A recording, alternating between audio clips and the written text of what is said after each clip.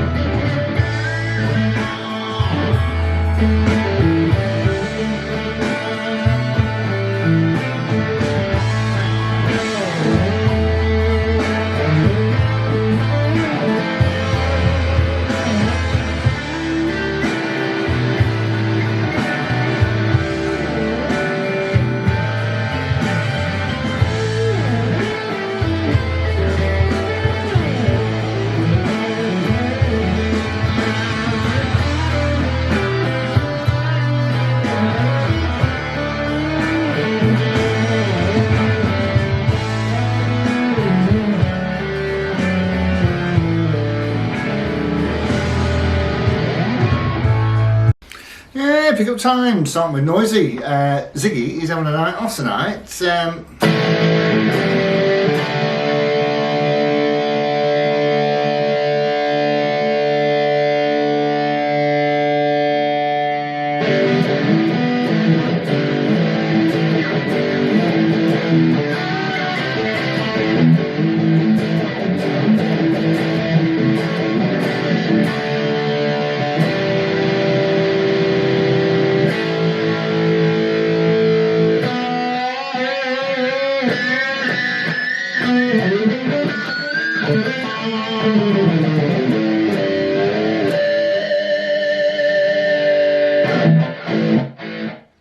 And that was the bridge pickup into the centre.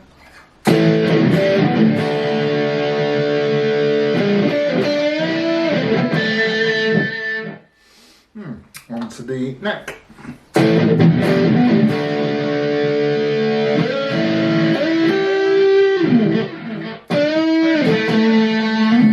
What you do with the neck, get a bit of an ooh at the top.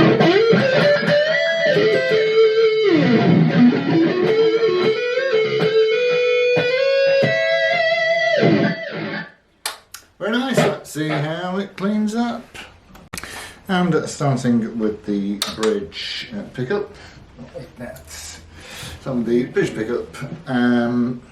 Yes, everything's flat out.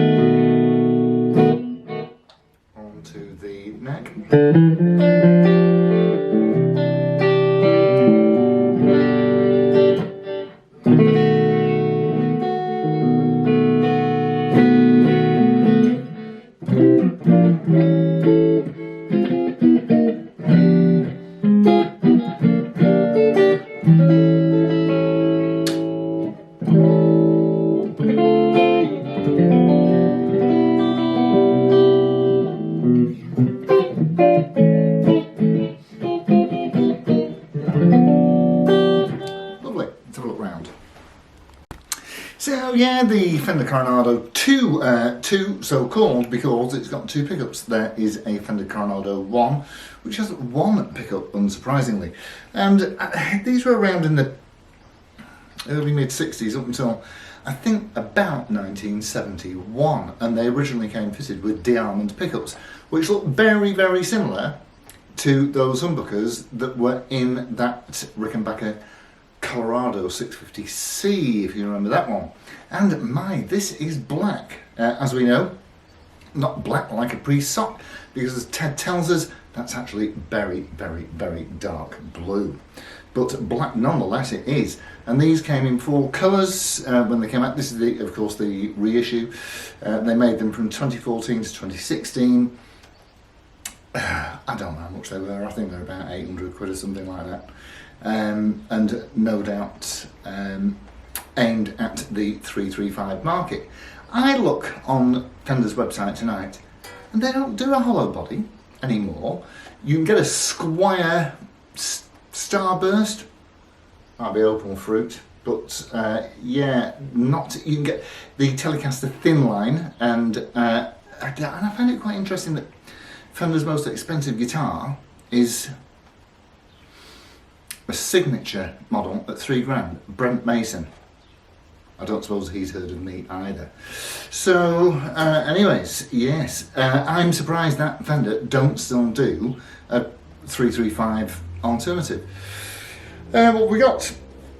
We've got 2 Fiddlytron pickup, Fidelitron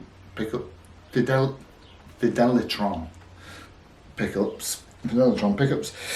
2 tones, 2 volumes, which is X. This is in fact a trapeze string anchor. You've got a pneumatic style bridge there, and of course the 2 humbuckers. Scratch plate with a feather emblazoned thereupon. Can you see the feather? It's very nice. This has not had much mileage. This is a 1-owner model, and it's got, I wonder if I can feel it. I can feel it. So if you stick your finger in, you can actually feel the centre block. So it's a maple, I think it's a maple laminate body with an alder centre block, which I reckon, it's a big thing, goes from here to here. So plenty of tone, plenty of sustain, not much feedback, if any at all. Yes, so toggle switch in a decent place, it's okay there. And yeah, it's for me, quite honestly, at least 50% of this guitar is the way it looks. I think it's absolutely stunning. The neck, it's a Strat neck. It really is. It's just, I can't find another way to describe it. It's a medium C profile, won't affect anybody, unless of course you got carpal tunnel syndrome, then you probably want something chunkier. But it's a really, really nice thing. And they're made in China. And I think, I know that's upside down, but you can probably